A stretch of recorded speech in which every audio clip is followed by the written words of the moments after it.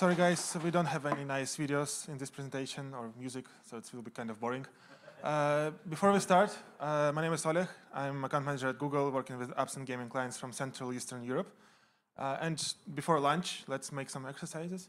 Raise your left hand if you are having already some web campaigns on Google Ads, so search, video, PMax, whatever.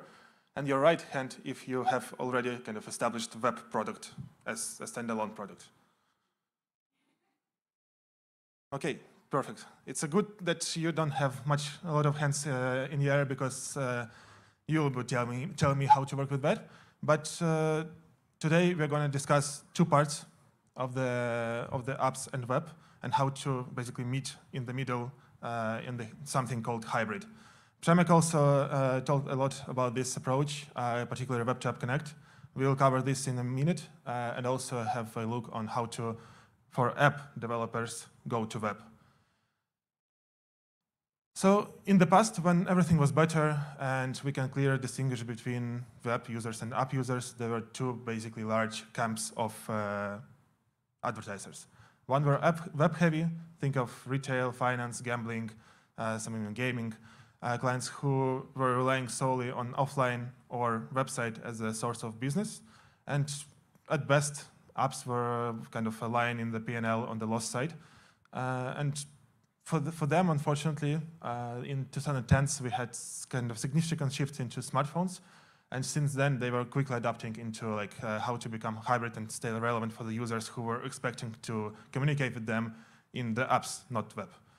And for their credit, they did a great job. Nowadays, we can do like whatever we would like to on apps. For example, buy some shoes, make some tax advisor calls, play slots during family dinner. So it's like really up to us. And on the other hand, we have an app-heavy clients. So think of like product teams who are developing some pure app kind of products. Gaming, mobile gaming, of course, wellness, a lot of wellness, pure app players who are kind of okay with working with apps, but they still have a lot of issues. They have issues like privacy changes. They have App Store constantly changing some policies and privacy stuff also. Pricing, how to reach out to users like whenever user comes. So that's why for web-heavy clients, we actually have a solution and like basically one solution, Web to App Connect. We'll cover it in a minute. And if you already were there in the morning where Przemek was discussing it, you will benefit a lot about like those two presentations together.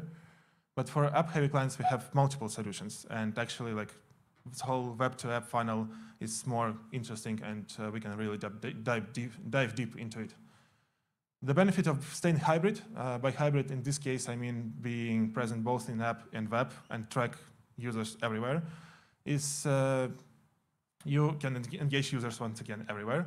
You have more control over UX, over payments, over commissions, etc., and you can avoid some of those negative things. And as a result of lower commissions, more control over UX, and being able to expand your reach, you may receive good benefit as a growth in user acquisition. But let's go one by one. So far we have, and we work and are aware of four main types of marketing strategies which are considered hybrid. The first one is Web to App Connect, three others more for app developers who are just would like to integrate a web into their business.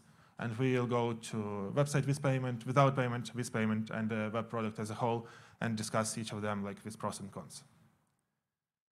With Web to App Connect, once again, simple concept. Let's assume I'm a user. I'm looking for some eco-friendly shirt, and making, of course, some search on google.com. And from click on the ad, we have basically two scenarios. In case it's like some new store for me, I don't know anything about them. It's the first time I'm interacting with this store. I will end up most likely on their mobile web page, do some search, provide some details, make a payment, done. But in case I'm already like have some trust, hopefully, in this store, I may already have installed their app. And in this case, after the click, I will be redirected to a particular page, either category page or a particular kind of product page. So for example, this chart. And since I have an app, most likely my data is already integrated into the app. I already made some purchases. The payment is there, so it will be like instead of going through the whole mobile web experience, I make a few taps and I'm done, and the user and the advertisers gain one conversion. So as a result of this kind of simplification of user journey, actually, during one of the recent studies, we came up with the conclusion that with WebTap Connect integrated, users and like advertisers have 2x conversions, so 2x more conversion rate also. So this is something that to keep in mind for web-heavy advertisers. And good thing is, you don't even need to consciously kind of invest in this approach already, and you already may have some good results and some key benefits of this approach. If you have a website and you have an app for this website, you can go to your Google Ads account, go to campaign level, add all conversion column, segment by ad destination, and you will see two important things. First one is website, so all data from the website conversions, most likely the one you are looking at most of the time, but also it's something called app deep link. And if you already at this moment have much better metrics on the app deep link than on the website, it's a very good sign that you may double down on your investments in the apps or web-to-app approach as a whole. If you don't see it, no worries. We'll cover how the implementation works. But also, like a bit more data, a bit more conversion rates, it's not necessarily all there is for us and for you as advertisers when it comes to WebTap Connect. As Przemek also mentioned, there is a kind of flywheel effect going on. So as a performance marketing, we usually start on web with search, the baseline, go to performance max once we would like to expand our reach. And then kind of when everything is covered, the next question is like, what to do next? And in order to cover the whole lower funnel, the only thing we have is apps, if we have an app, of course. To start with apps, WebTap Connect is the first approach without any incremental investments into app campaigns. You'll be ready to analyze and optimize towards app conversions on your web campaigns. But as a result, once we have search, performance max, WebTap Connect as a kind of integrator point, we can double down on apps investments separately and kind of close this whole flywheel. As a result of implementing ACI and like investing in ACI together with web campaigns, we see, as also Przemek said, I will be referring to him a lot, 21% of increase in web campaigns ROI. So this is something that not to miss out. Of course, we have a lot of case studies. If you have some particular niche you would like to cover, please reach out to me. We'll try to find some external case studies to share from your industry. There are a lot of retail. So Magazine Luiza increased their revenue by 39% by implementing app campaigns with web campaigns. Same for G-Star, they implemented ACI together with PMax, and PMax gained 450+% of performance uplift. But also there were some edtech examples like GreatApp, edtech startup from India. They implemented the Google Ads app campaigns together with video, together with display and discovery. And as a whole, like kind of holistic approach of marketing, they end up in a much better position with a lot of conversions at a much lower CPA. And last but not least, travel, Airtrip also did the same, WebTap Connect together with search. Great results when it comes to conversion rate uplift. So, but there are many more, so please reach out to me. To conclude the WebTap Connect part, if you are a web advertiser who have an app, this is something to kind of, you already have some great opportunities to test this approach, particularly if you would like to have more control over your spend, and if your users are going and like making some repeating transactions on the website. So that's why basically retail, travel are most kind of used industries on the WebTap Connect part. As a result of this approach, you may expect higher CTR and this flywheel app-web synergy where apps make web better and web makes app better. When it comes to implementation, it's like 5 key simple steps. First of all, setup tracking. By setup tracking, I mean make sure that the Firebase and AAP tracking your in-app conversions correctly, and you import them back to Google Ads. You can import them either like a primary conversions and start optimizing towards them, or make it secondary and then just kind of keep them on observation mode. Last but not least, deep linking. It's a very important part if you would like to lead users directly to a particular page. It's something that app developers usually done on their side. There are some universal links, and for iOS and for Android, we call it app links. Super easy to install, usually, hopefully. So yeah, if it's deep link something that you would like to test for a WebTop Connect, please contact your app developer team. And last but not least, test. You can make it 3 kinds of tests. One, leave those app conversions as secondary, and then just like have a look on them in the all conversions tab, as we discussed earlier. Or make it primary and add to the existing campaigns, or make it some small campaigns with some like $200 daily budget, just to understand like how app users integrate and communicate with your business.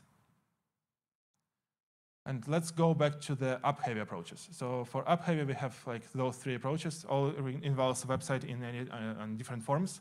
Let's start with the less kind of resource-heavy approach called website without payment. If you have some naming suggestions, please reach out to me. For now, it's like website without payment. So very simple user acquisition, like user journey. Click on the website and click on the web ad, end up in the landing page. On the landing page, there's nothing like super heavy there. Just information about app, some few buttons which lead users to the App Store, maybe some videos, maybe registration, but nothing fancy. Just the main thing is to have a button with the tracking link implemented in it. After install, everything, like all the important stuff is going to happen in the app side. So basically, you are using web to tell more about your app and potentially gather some data via GA4. When it comes to pros, let's say, first, you have more data because of GA4. You have more control because you have this intermediary step between the click and the install. It may be good for you if you are like super savvy in terms of UX. On the opposite side, if you are not very savvy in UX, you may destroy your CR, so you need to be careful and ready to A/B test. And on the cons, of course, it's like resource heavy. You need to develop a landing page, so it takes time and money.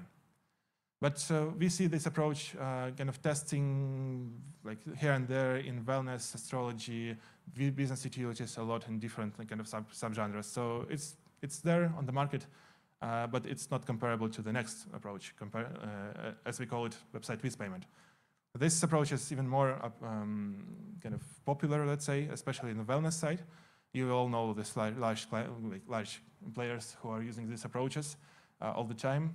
User acquisition, like user journey is pretty similar. Click on the app, on the ad, end up in the landing page. This time landing page is far more complex and kind of in lengthy experience. Usually it's a quiz, but most importantly, you need to have in this approach registration to gather first-party data to connect later with the user, and the payment. Once payment is done, it's basically your job as a user acquisition manager is done also. Importantly, like quick tip, if you are considering this approach and so getting the subscription payment on the web, consider testing like not adding trial option, but instead offer some intro offer, because it may give you some interesting results depending on your vertical. The great thing about this is you can avoid no store commission, because the payment is done not on the store. You have more kind of freedom in terms of pricing, and you have even more control because you control everything from the click to the payment.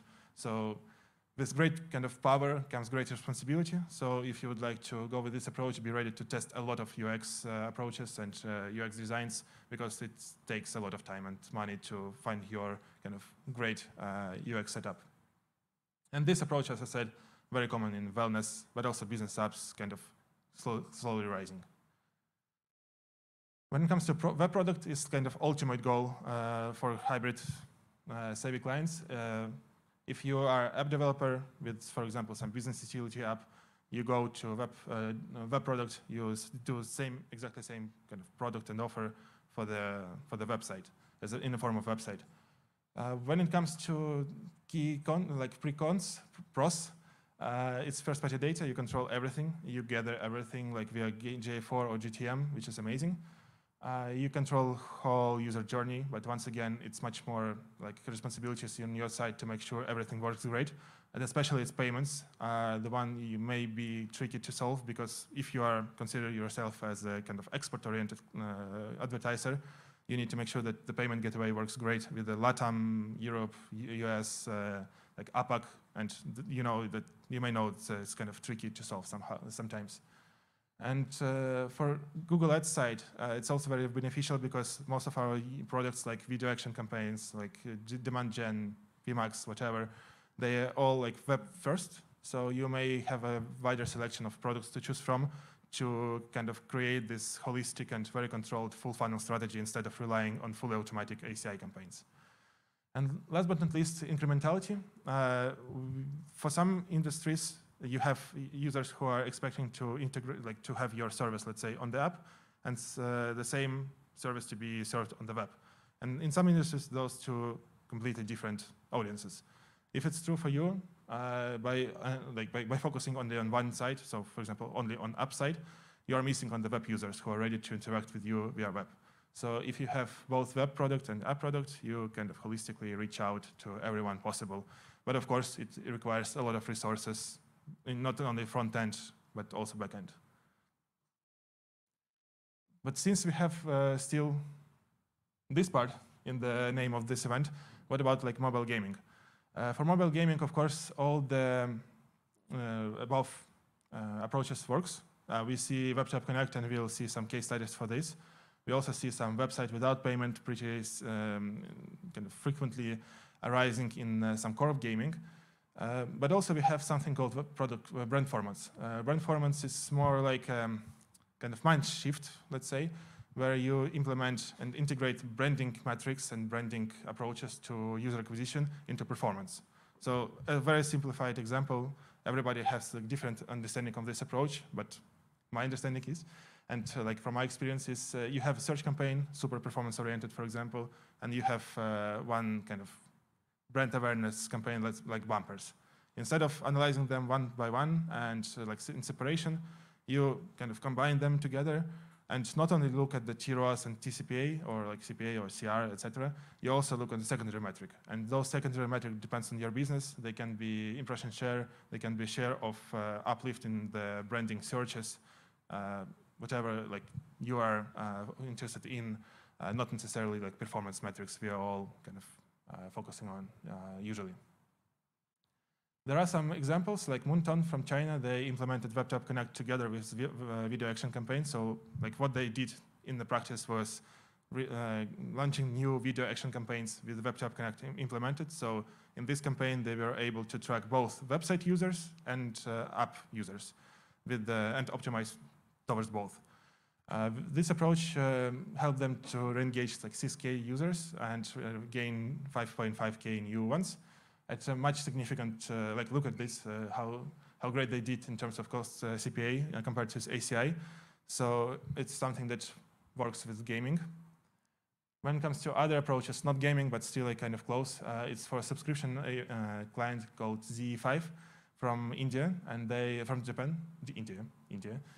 They did also same kind of implementation with the video action campaign together with WebTap Connect. So once again, same story, web campaign optimized towards web users and app users. As a result, much better CR, much lower CPA, and generally like very relatively higher ROI. The good thing about those two cases actually is that both of them like continued to stay with video action. So video action campaigns started to be kind of evergreen, which is a rare case for like super performance heavy advertisers. So as a summary, we learned today that complex user journeys really end up in the hybridization, let's say. It's not an ongoing trend, it's already happened. Now we need to kind of readjust. We see app developers going to web developers and web-heavy advertisers going to app, so we will meet somewhere in the middle. Second takeaway is web can be used as a kind of growth resource enabler for app developers. By being present in both kind of entities, you can ensure that you are reaching all users, but then who are interested in your service. And last but not least, Google Ads web campaigns can be used for app advertisement without landing page, like we saw from the Moonton example with WebTap Connect and video action campaigns. So if you have any questions about web, please reach out to me, and let's catch up on the lunch.